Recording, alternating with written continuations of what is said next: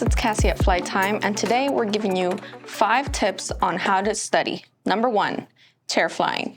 Chair flying basically means just sitting down and visualizing everything that you're going to do throughout your flight. So we recommend starting with your checklist, and if you have a poster with the cockpit of your aircraft, helps you go through the flow and memorizing. It just becomes muscle memory, allowing you to focus on other important stuff like comms and looking outside, being situationally aware.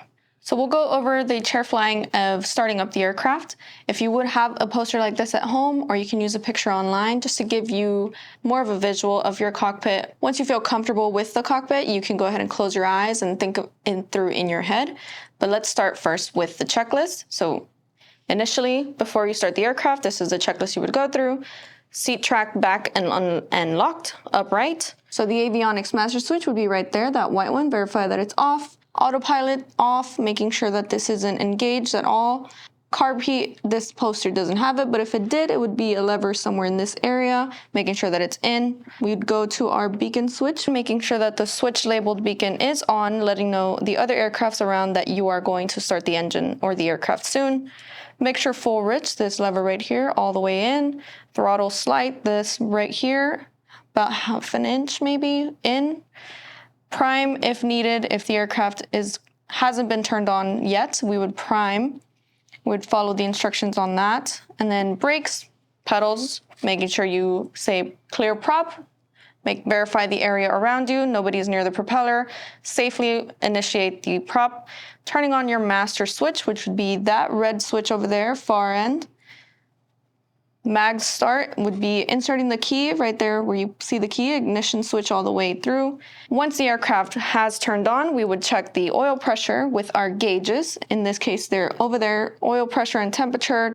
Turn on the lights as required, depending if it's day or night, and then mixture as required. So if you are in a hot area like we are here in Florida, we would want to lean out our mixture. That way we don't use too much fuel in comparison to our air and then end up damaging the engine. We would lean out the mixture with this red lever right here, and then we'd move on to our pre-taxi checklist. We would practice this, and as soon as we become comfortable with it, we try with our eyes closed just to create that flow and muscle memory, knowing where everything is placed in the aircraft. So depending on what aircraft that you fly, you can purchase a poster online, or you can look up a picture and just go based off of that, and just so you can become more familiar with the cockpit that you are going to be practicing in. So that would be an example of you practicing chair flying at home. It's going to help you study, create a flow, create muscle memory to help you alleviate all the other tasks and become more situationally aware.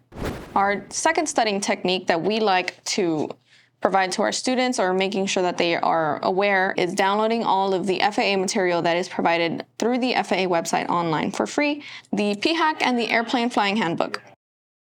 Third studying technique that we recommend is flashcards, writing down your notes, rewriting, and then teaching it to yourself. So as soon as you become familiar and understand the material, try to teach it to someone else, just out loud. That way it gets reinforced into your brain and it helps you become a better pilot. Study technique number 4.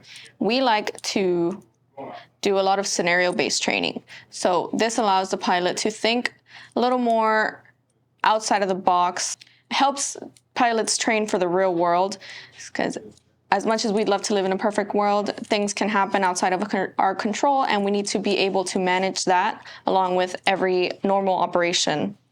So an example would be you're out training with your instructor and they give you a scenario where your engine goes out. This is where chair flying and scenario-based training come into play together.